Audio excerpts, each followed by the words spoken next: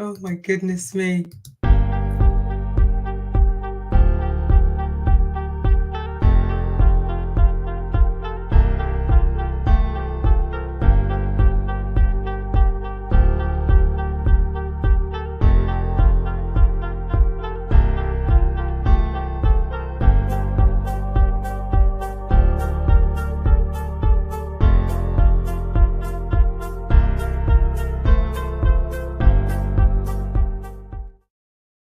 Hey, welcome to this episode. Sorry for the glitch. I'm sure that you saw that. So, welcome to this episode of the Spiritual Awakening Annual YouTube Summit with me, Iona. I'm your host at the SoulLegacyTV, Spiritual Business Success with Iona. And I have my beautiful Brenda Adelman. And hopefully, I'll say your name right. I've been practicing. You said it correctly. Adelman. Woo-hoo. So, thank you. So, Brenda. Where are you in the world before I introduce you a little bit more? I'm in Los Angeles, California.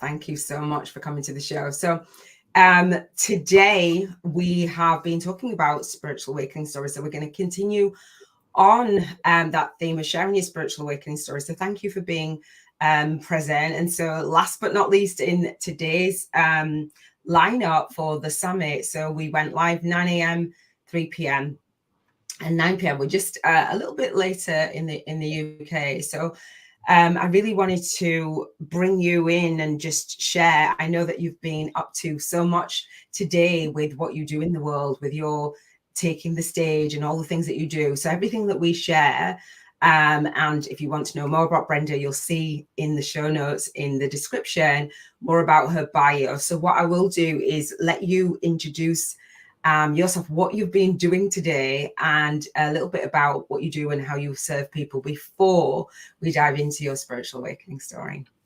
Okay, well, I have had a very long day. I just got off of a call.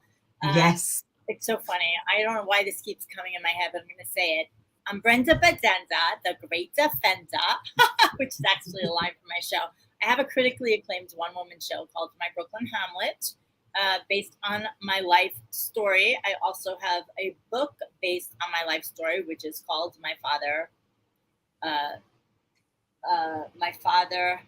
Kills My Mother and Married My Aunt, Forgiving the Unforgivable. And switching to funny to that was a little rough. But I have a 3-step forgiveness process that is proven. I've been coaching since 2005. I was honored to be the recipient of a Hero of Forgiveness Award by the Hawaii International Forgiveness Project. And I have this one-woman show based on my life, which is a way to share the story with everything. You know, our lives are not just one event that happens in, one event that happens in time. Because if you do live a life like that, then you live a pretty depressed, poor life. So my life has been about how do you find joy again after loss, and how to help other people tell their stories. I've helped over 200 people take the stage with their stories in this impactful way so that audience members know they're not alone. So I teach storytelling for stage, video, and how to forgive.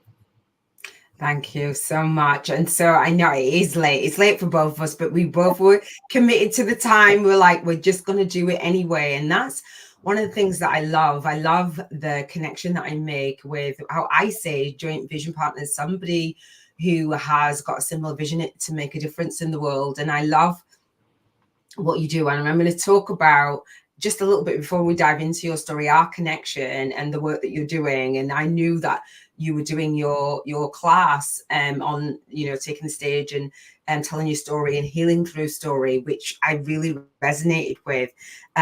So therefore I was just like, just come on whenever you can. I just love what you do. I'm connected to you and magnetized you. And it is a little bit rough. Sorry for the techie glitch. It is a little bit rough to go from, this funny thing, but you do that, and you do that so brilliantly because of where you've been, right? So our connection, are we good? We are now. If you're frozen, I'm frozen. I'm not sure. Video is so our connection has been quite a recent connection. We've been connected, but we haven't been in conversation until more recently, right? And so every single guest that I'm bringing, I do have like something that they're doing that I really resonate, that I want to share with you. And Brenda is just one of those people. So I've literally been following Brenda around for the last couple of weeks doing the Taking Your Stage, because when I saw your bio and when I saw what you do, and I don't know if you know that, I think that we connected in a group about getting out there, putting ourselves out there, and maybe on TV or whatever. And you've been featured just about everywhere, which I love. And so I put myself forward when you did the shout out to have your Stop Writing, Start Selling Summit. And I was like, this is just amazing to me. It's like the first thing that's popped in. It's 22 over here. It's the first thing that popped into my world for me to get myself back out online. And there's no mistake of taking the stage, because I've always had the fear of it, although I'm here hosting and I've done summits and I've done the virtual stage. But what you teach is like they're two completely different They're animals, right? completely different. Yeah. Yeah. And That's why a I lot of love people are that. having a challenge with it right now, right? People during the lockdown were doing a lot of speaking because it was a low-hanging fruit. And now they're having opportunities to speak on stage, and it's completely different. You have to fill a room.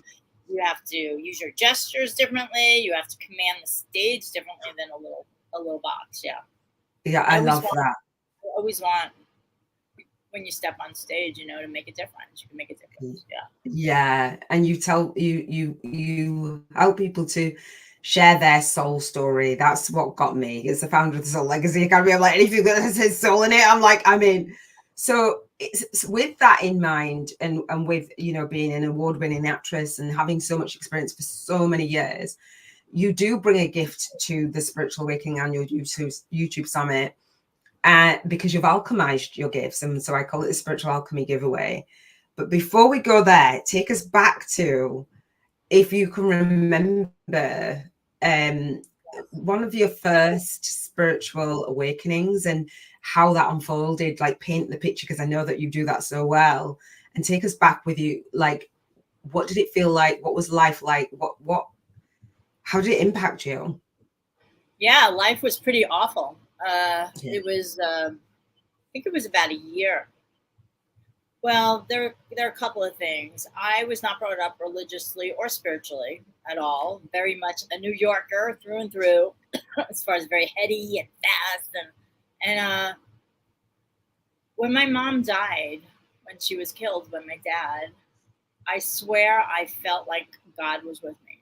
Like, I was so broken and devastated that something must have cracked open in me, because I remember taking the flight back to New York from California to meet with the lawyers and everything.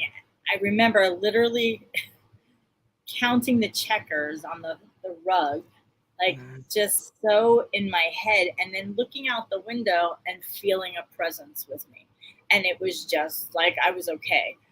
That said, then I went into a very deep depression for a couple of years, and I used to not be able to sleep at night. I'd broken up with my fiance. I'd lost my whole family for all intents and purposes in that one night, and I didn't sleep. And then this one night, it was just so bad, and I was so depressed. I was certainly thinking about taking my life, and I heard something.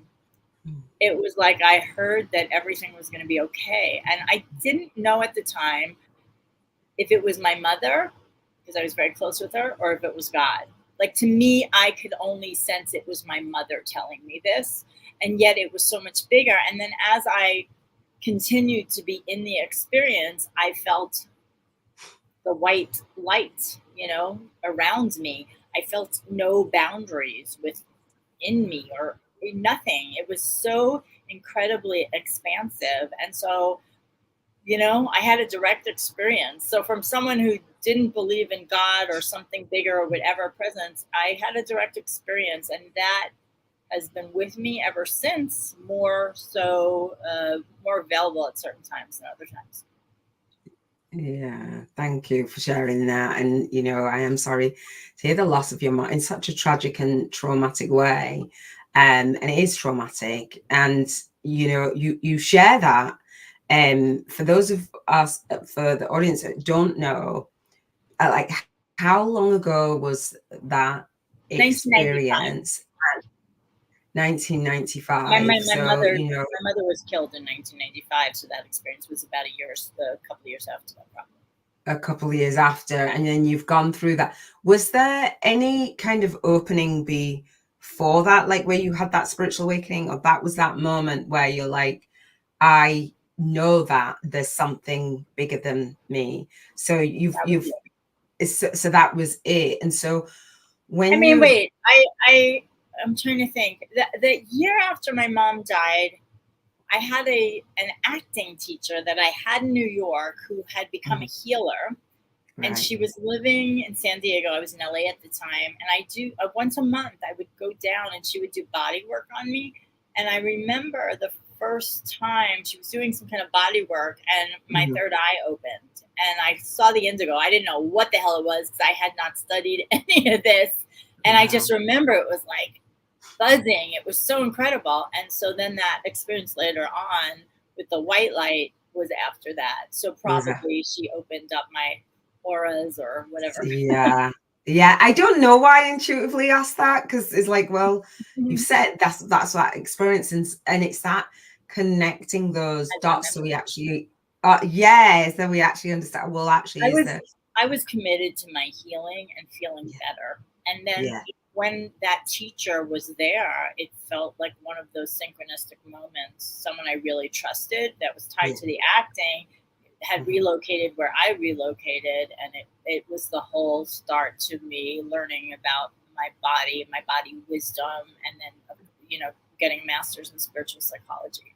Yeah, I love that. So part of the spiritual awakening summit is to share the spiritual awakening for others that are going through it, and to understand, because I didn't know what a spiritual awakening was. I just knew that something was happening to me, and I wanted to just connect those dots, like, where is it? Is it through purpose? Is it through health? Is it through emotions? Is it through relationships, environment, spirituality, or finances? And I know that there's a lot of triggers, and when we go through one, it kind of opens floodgates. So you said, everything, obviously for the grief and the loss, and then other relationships falling apart with your fiance, and your family, and not knowing. Yeah, And it was I actually, that's one of those moments where I was so extremely alone. I mean, because also I felt so damaged, so I wasn't out there.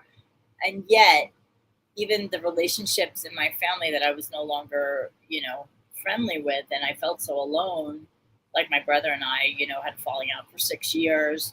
I realized that I could not have grown the way I did if I was around the family dynamic. I actually needed to be on my own to find myself.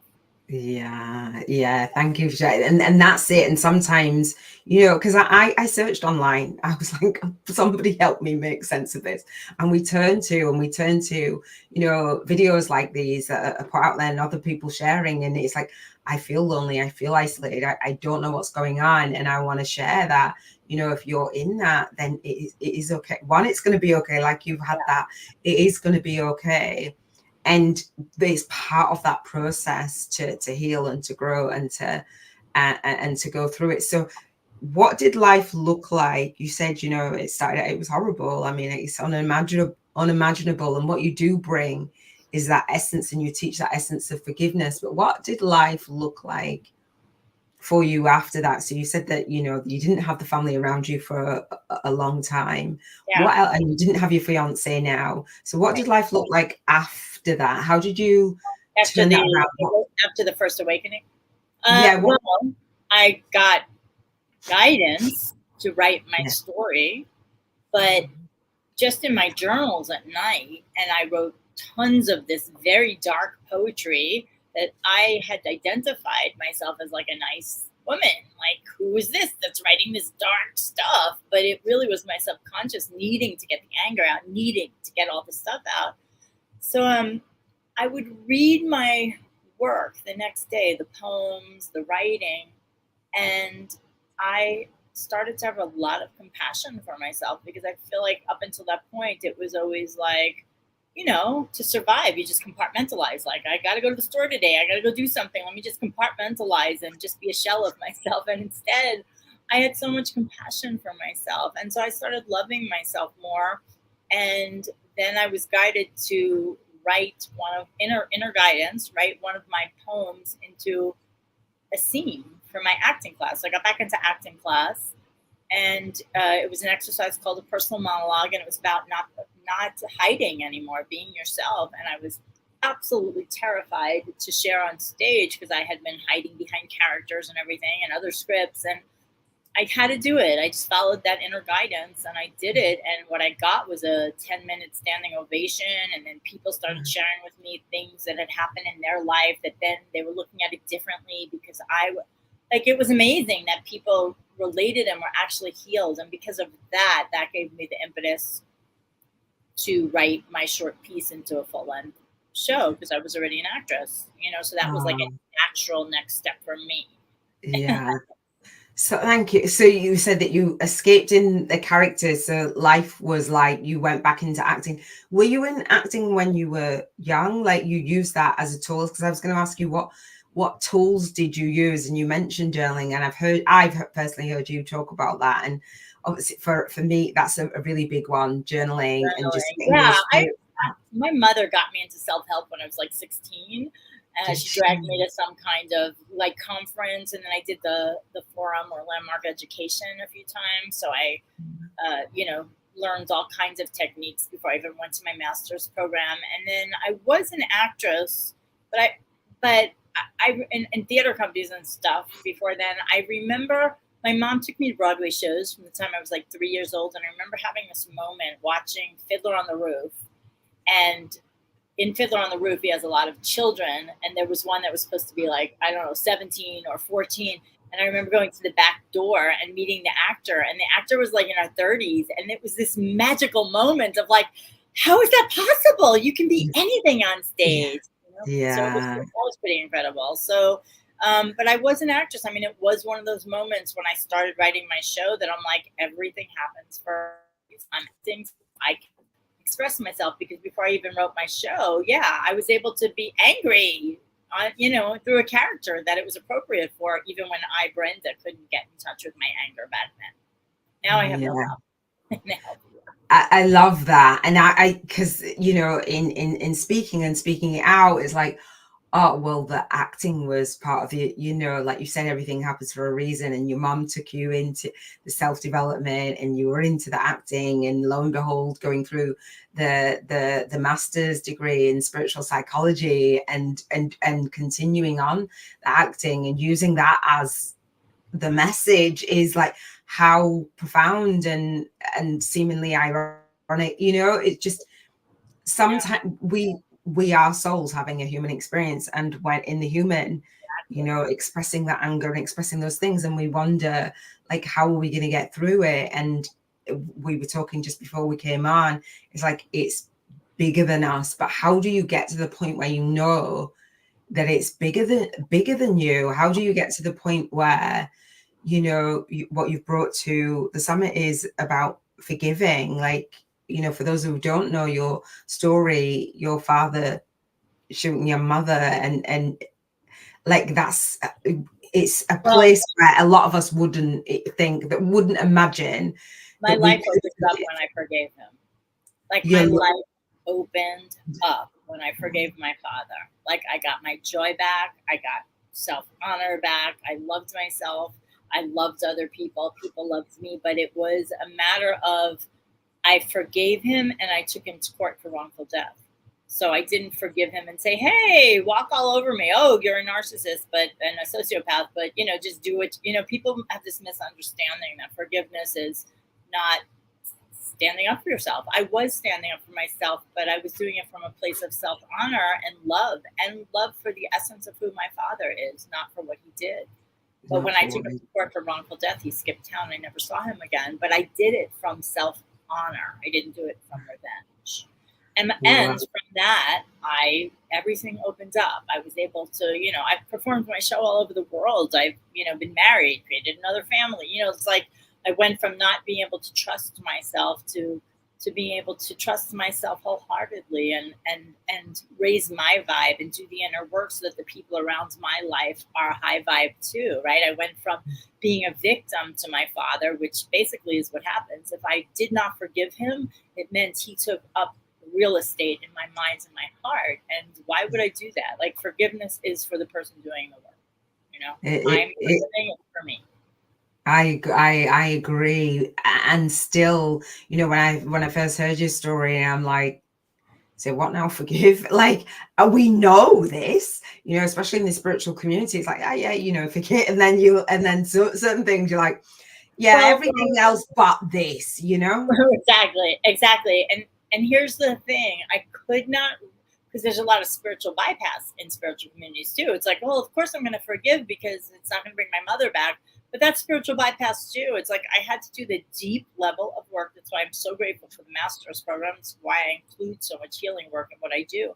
I had to do the deep level of work and actually get in touch with my anger, which was kind of hidden. But I was, I was overeating, over exercising. Like I would do things so I wouldn't have to think about what was really going on.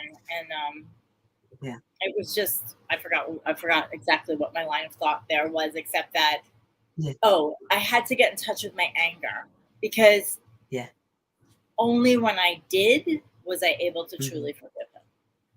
Yeah. And you talk about, so you said for the Spiritual Alchemy giveaway, which you guys can get, and I will leave the link down below, and also you can get in touch with Brenda directly as well, because it's deep work, and forgiveness is just the most beautiful thing. And you say that in your giveaway, that forgiving the unforgivable, right? And the power of forgiveness is what you share. And the forgiveness is for you, not for them, it's for you. And you say, that there's often a misconception with forgiveness, like, oh, well, I'm just going to forgive. So that means like, I'm going to not forget about it, but just like, right. I actually say in my book, I say it's not about, like, it's not really about forgetting, because that's how people get hurt again and harmed again, or let people in their life again that don't deserve it. If someone's not taking responsibility, they shouldn't be in your first circle. But wow, had a long day. So that's fine. So you in your so it's an I know what I want to say. You want to forget the emotion in your body. Right. You want to forget the anger. Like, you want to heal that, but don't forget what happened. And the way that you do that, as well as in the ebook, which we'll talk about some of the sections in it and pull out, but that healing through story, I had gone through a 5-day challenge that Brenda had done. I've literally, and I said I followed her around and I've stalked her online for the last couple of weeks. I'm not kidding. And so taking the stage, and then you help people to not only share the stories as we're sharing the story, but heal through sharing that story and holding space, because there's when you're in this, when you're ready, right, to go on that path of forgiveness and learn about your story, what actually is the story, what actually is the message, and why we're here, what we're here to birth in the world, then there's healing work to be done so that you can move through and move in the direction that you really want to go. So healing through story, when you started to tell your story on stage and you were learning this forgiveness work, was that like a quick process, or did it take some time? Because sometimes we want quick fixes. It's like, oh, healing through story, I can just tell my story. And, do you know what I mean? Like, actually, what I teach, my program that I was just on the call right before I came here, Healing Through Story, Tell Yours, is a 6-week workshop. It took me years and years and years, but it was because the healing was separate from the storytelling. So I developed my story in a top, my show in a top class in Los Angeles. But, the first time I did the show, I was, people would laugh, people would cry, and then I'd go home miserable because I hadn't done that inner work. So then I got my 2-year master's in spiritual psychology. So then, then I had to find stages, then I had different coaches, and I had different directors. It was like, it took forever. And then I had to learn how to negotiate. So that's why what I do is I have taken my process, and in this class in particular, Healing Through Story, Tell Yours, I give the students the tools to not only pull out the story that only they are meant to tell, but how to heal while they're doing it so that they don't go on stage and be miserable. And it happens to a lot of people. And then they disappear. I disappeared for 2 years because I didn't know how to heal with the emotional stuff, how to deal with it. So it's, it is in 6 weeks, but I have a tool of, 20 years of healing stuff. So I work with everyone where they are. And here's the thing. I know especially from that 2-year master's degree, that the joy is on the other side of any upset. So therefore, and because I've been a coach since 2006, I hold an energy. I'm not pushing people into spiritual bypass. I'm not holding for indulgence, but I'm also saying there's a process. If you're upset because something's coming up, let's work with that. And I teach this because I don't want, there's such a buzzword, tell your vulnerable story, but people don't tell those stories because they're compartmentalizing, or they don't know how to heal, they don't know how to deal with it. So what I want is, I don't want people plopping out their emotional story that either hurts them or is too much for the audience. So that's why I teach that balance. Yeah. When you talk about spiritual bypass, what do you mean by that? For someone is like, well, it's not spiritual bypass. Like, I get it, but can you just unpack that a little bit? Spiritual bypass is when, like, I would say, well, I forgave the first few years. Well, I forgave my dad because anyway, I can't bring my mother back. But inside, I am seething. And it's either coming out as addiction. I say it's either like coming out against someone else or against yourself. So for me, it was against myself. I was isolating. I was doing some kinds of addiction, like I said, overeating or over exercising. I was doing those things so then I could beat myself up about those things instead of dealing really with the fact that I had this raging anger against my father that I couldn't even get in touch with because of all the programming, not to be against authority and stuff like that. So, but that's why I went to a master's program, acupuncture, like soul retrieval, primal scream workshop. Like, I knew there was something in there, even though consciously I felt like, no, I'm not angry. That's spiritual bypass. Yeah, I get it. So when we go through the ebook, so you've got several sections, several parts. Digital. Yeah, the digital ebook. And so you talk about time to wake up, and I'm looking at chapter 1, and it says moving from denial to acceptance, and that kind of sounds like that spiritual, and not even knowing that you're in denial to acceptance. So how do we go on that? What's in that when we go and we read through that's that? Step 1 of my 3-step process in the book. Step 1, moving out of denial into acceptance of what is. Now, some people indulge. So I'm not talking about those people, right? We don't want to indulge in how bad someone else was. But this is specifically, like, for me, it was, I didn't want to believe that my father killed my mother. I wanted to believe his lies. But people are like this in relationships where someone's cheated, or they're with someone who's a drug addict, or their child's a drug addict, and they're in denial.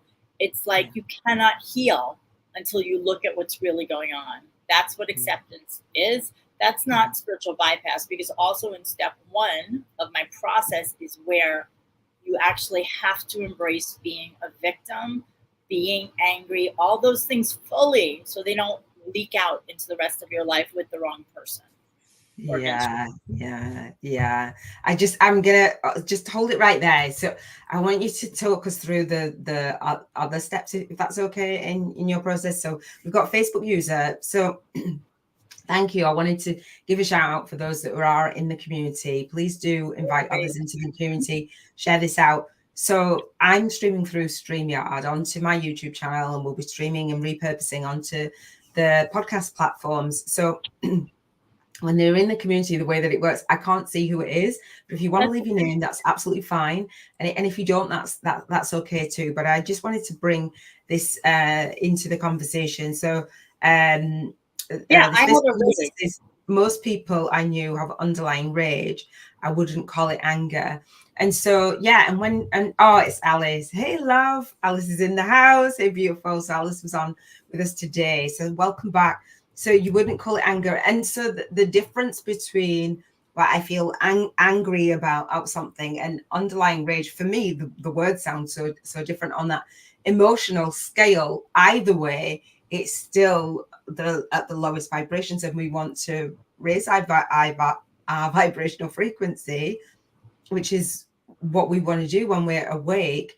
It no longer becomes okay because we're aware of actually what this is doing to us, and so releasing and letting go raises our vibrational frequency. So what's the other? So what would you say to that? Well, and I just want to say I agree with that. And what I ended up having was rage. I don't know about most people, although if you look at the world today, you could be like, yeah, most people have. The most important part, I would say, is that, especially for women, but not only women, like we're taught not to be angry. Like, right? Women cry and sad, and men are angry, and then that's also a problem for men because they can't cry. It's like it's so ridiculous. So it is. The thing is, in step one is healthy release of anger or rage, whatever resonates. Like I couldn't even identify as that I had rage. Like I had to get to anger first to realize I had rage. So whatever gets you there. But I really agree with that, and it's why the world is like it is. And thank you. So that's why in this first stage, one of the exercises I would give that would, well, my master's program, they did something called Bataka work, where you're like pounding on, like, on, let's say, a bed or something like that. That wasn't what was there, but it's not something where you can hurt yourself or someone else, but you're releasing the anger in a healthy way. Thomas Scream Workshop, that did wonders for me. Like, if you really just know it's okay to be angry, it's okay to be rageful, because then once you make it okay, you can have it move out of you. I mean, anger and rage causes there's not only violence that comes from that, but like illness, sickness, disease in your body. 100%. So after you get out of like, I'm angry, how dare they do this, and you embrace your victim, then you have to move out of it, because if you're indulging in that, that's not good either. But you want to get it out, so that then step two is actually giving up your need to be right.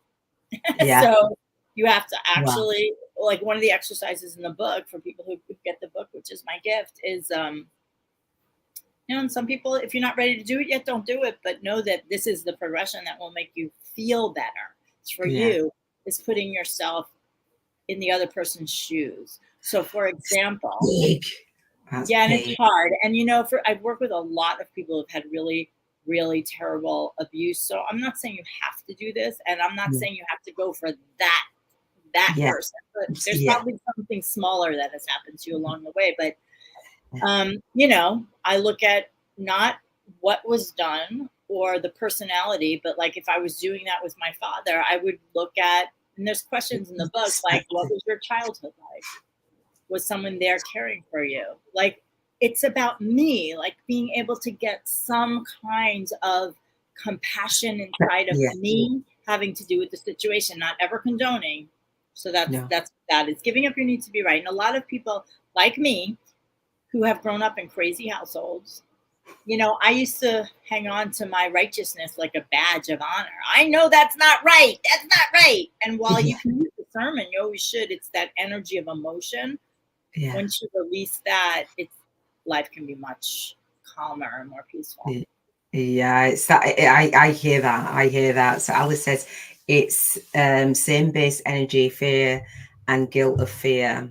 All the things, the low vibration. That's why we're here, to help you, raise your vibrational frequency and not make it's okay to vibrate a lot. It's contrast. That's part of the spiritual awakening. It doesn't feel good. It doesn't feel good, right? I honestly feel that however dark you've gone, you can go that light, and that's why you can command stages. You can make a really big impact in the world if you take all that negative energy and transform it, And alchemize yeah, it. I do think, I think so. So Daddy never taught me that lesson about the anger and stuff and the crying, heavy bag for me. Yeah, Yeah, punch I've the done this. wood. Great. Yeah, I've done this process. I've walked somebody through it without realizing that that is what I was doing. See, it depends on the circumstances. One of my rules is, if you could call it that, there are no rules, only situations. Yeah. And that's it. It's that perspective, isn't it? That, okay, well, what's the situation that is penetrating my vibration, and what, and starting, like you said, starting small. So there's another the steps. So you talked about your step. Did you get to 2 steps or 3? I got the 2 steps. The Okay, so third let's. step, I used to say, but I've changed a little bit since then. I used to say giving gratitude for what Yeah, happened. I kind of changed because I wrote that book in 2009. yeah, I think it's hard to give gratitude for child abuse, let's say. Like, I can't. Like, I would like to be able to say, oh, everything happens for a reason. That's the spiritual bypass stuff. I have my own issues with that.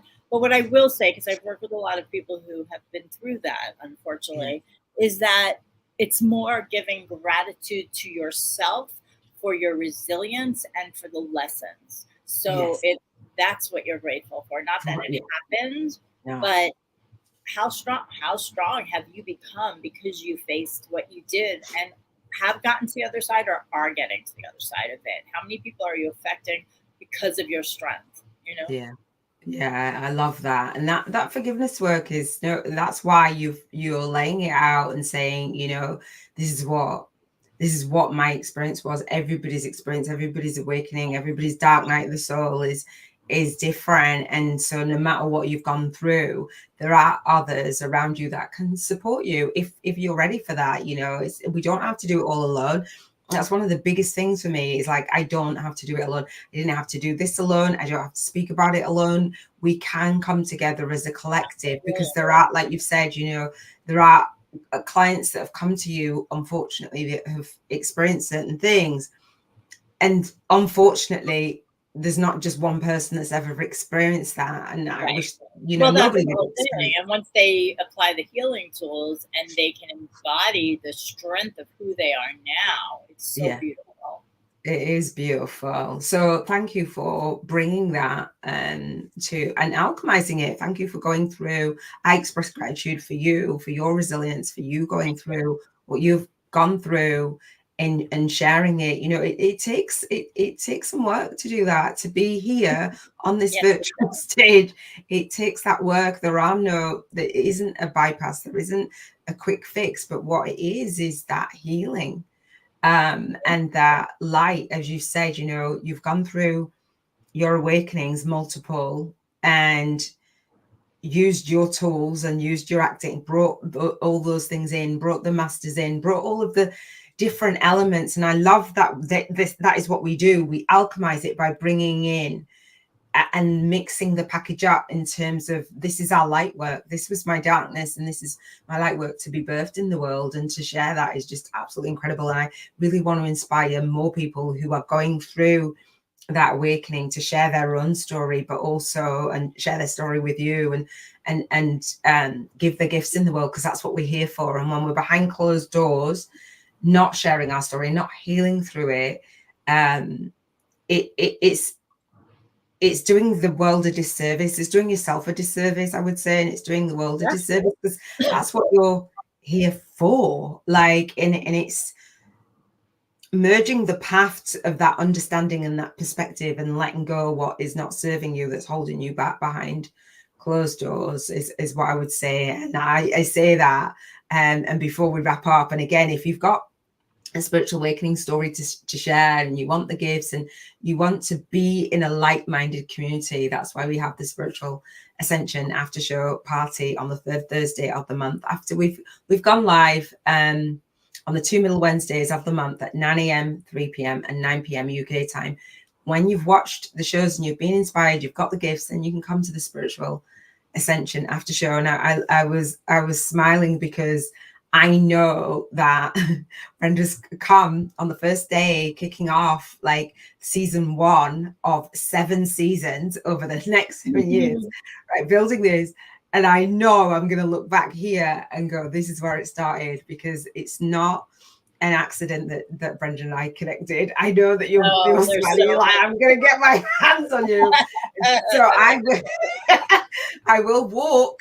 I walk. I'm someone who walks my talk, and so you coming at this time, I've said a lot of times, people have said to me, I can see you on the stage, and I was like, I was not obviously healed, because I was like, no, that's not. Yeah, I mean, that's where we start. Yeah.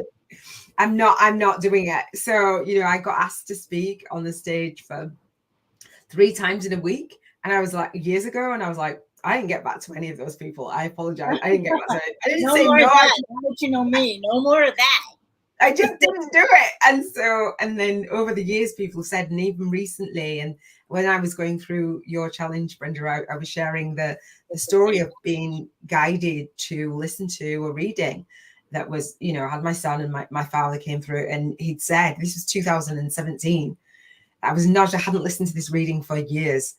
And I'd been on a live with Brenda in the middle of my night. Brenda was intuitively I know, that was so on wild. that. Yeah, you intuitively went live because you'd already done her teaching. And I woke up, and then you were just there, because I don't really go on socials. You were just there, and I was like, and it was the last minute going to go live, and you're like, I didn't know I was going to go live till like 15 minutes ago. I was like, that's when I woke up. And then I said to you, like, so many people have said, I can see you on the stage. And then I was drawn to that reading, and my dad had said, all those years ago, you're going to travel and you're going to be on the stage.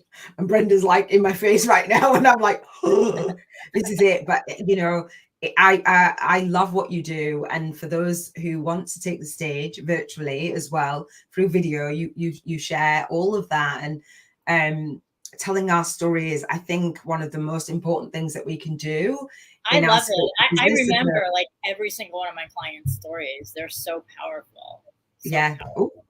Okay, so this is like, thank you, Alice. Yes, bring that energy. Yes, transform, but energetically speaking, sometimes you got to do what it takes to balance a sitch, I think, and it is. So I've got learning dyslexia, and I haven't got my glasses on, so I apologize. It isn't always that people would call a high road. Hopefully, yeah, exactly. Hopefully, those times are few and happy fixes. But see, we can't maintain always a high vibe in every situation for balance. Yes, exactly. So it isn't about making it wrong. It's that contrast and birthing that light from that darkness. Discernment and being in the present can save your life at times. Absolutely. High is best. But until we are on the same page, it's kind of a roll of the dice walking out the doors these days. Forgive yourself. And I think there's more there. Thank you, Alice. Because, yeah, and it's not that the spiritual awakening, and that's one of the things, the spiritual awakening. I knew to come and tell you a spiritual awakening story. And that's one of the reasons why I wanted to invite Brenda. And I was like, do you know what? Well, whatever. Discernment's really important. And telling our stories when we have not found the lesson is tricky. I don't necessarily say we should, because I talk about this. It's not that you shouldn't look at your story and witness your story. You should do that, but share it with other people when we have not been, we don't have a handle on it yet. We don't have the conscious awareness. We don't have the lesson. There hasn't been enough space. Can be more detrimental. There's stages in telling our story. So, like, for example, if I was super angry but didn't know it, and then in the beginning, and then, you don't want to tell your story. This is the stages. You don't want to tell your story. There's secrets. There's shame. There's blame. You don't want to talk about it. Then you find out you can talk about it. And then we talk about it everywhere. And some of us, I certainly did, got a lot of attention for being in a victim place and how bad. Who couldn't say my father shooting my mother is horrible? The problem with people buying into that is I couldn't move out of being a victim. So while people might be well-meaning and I was getting attention, I couldn't move from it. So there's that level of, when I first started telling my story, like telling everybody and anyone, I wasn't even checking in with them to see if they were interested, and I was plopping out energy. And then the third step is my story, I have the witness there enough that I can check in with the person I'm sharing about, and I can share in a way that I'm checking in with myself as I'm sharing, so that when there's emotion, and there should be emotion when you're sharing something instead of being flat so people listen, but I'm doing it from a conscious place so that I might have an intention to wake people up, but I'm conscious about what the emotion is that I'm bringing. And if I'm not in a high place, sometimes, look, I'm a speaker.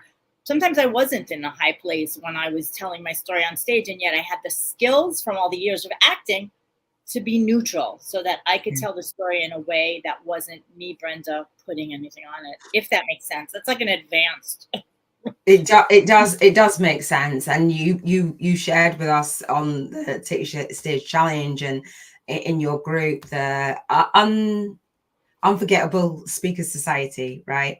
Yes, Unforgivable Speaker Society. And I'll talk about this in nuances, because I think what the person said was really accurate. Like, sometimes you can't get to that place. And I don't think people should rush out of it. I don't think they should indulge, because it only hurts the person that's really angry. But I also don't think you should rush out of it. Maybe you've been hurt so much that you need to be with that. But then talk to your therapist about that. Right? Do journaling, do something so that you're not putting that energy on someone else, because in a way it comes back at you when you're not healed. So again, it's for your own upliftment, you know? So yes, the contrast is there, but you also want to be conscious. That's all, you know? Yeah. And so unconscious for so much of my life. Exactly. And so that's one of the reasons why I wanted to do this, because when we're going online and we're looking, that was the place that I looked on YouTube for people sharing their spiritual awakening story, and then what? And there's bits of information here and bits of information there. And right. And there's no contrast. It's like, and then this happens and everything was wonderful. It's like, no, it's a journey.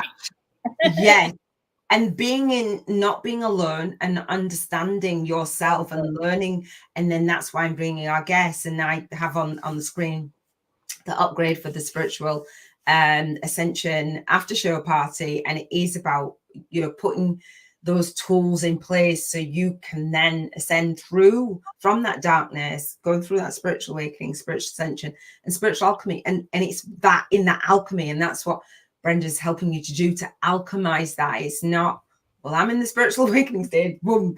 We're in these bodies. As long as we're in these bodies, we have lessons. That's how I feel. 100%. So we're alchemizing it. We're going through that process. And I think that we have a duty to do that. So we have the spiritual ascension after show party. We have the transcripts, etc., and the giveaways. So I love that you've brought that to the table along with our other guests as well. So before we wrap up, and that, Alice, thank you so much for sharing your energy and this conversation. It's so important. If you're watching on the replay, then do let us know. Comment Brenda's details and a website and everything will be down below, so you can just reach out to her if you feel inspired, which I'm sure that you will. So before we go, I would love to hear, as the founder of the Soul Legacy Academy and the Soul Legacy movement, what is the legacy, knowing that you've been through all that you've been through, and you know it's been years and you're holding space for others? What is the legacy that you really want to leave in the world, and the last message that you want to share with us before we wrap up? I really feel like it's this quote from Shakespeare that I have in my show, My Brooklyn Hamlet. It is, "This above all else, to thine own self be true." True to yourself. Like, my message is around forgiveness, but it's mainly about self-forgiveness and not abandoning yourself. Oh, that's huge. So whoever needed to hear that, I need to hear that. We all need to hear that, and it's the levels of forgiveness. And, sometimes it's forgiving others, but it's forgiving you in that moment. Thank you so much, Brenda, for sharing your gifts, sharing your time today. I know that it's been a long one for you. Alice says, I see anger as something different. In a way, if we could get an understanding out there that anger is only present from great caring, I think there is no love. If there was no love, there would be no anger, because no one would care enough to be angry. I think we judge emotions instead of understanding them. Yeah, I love it.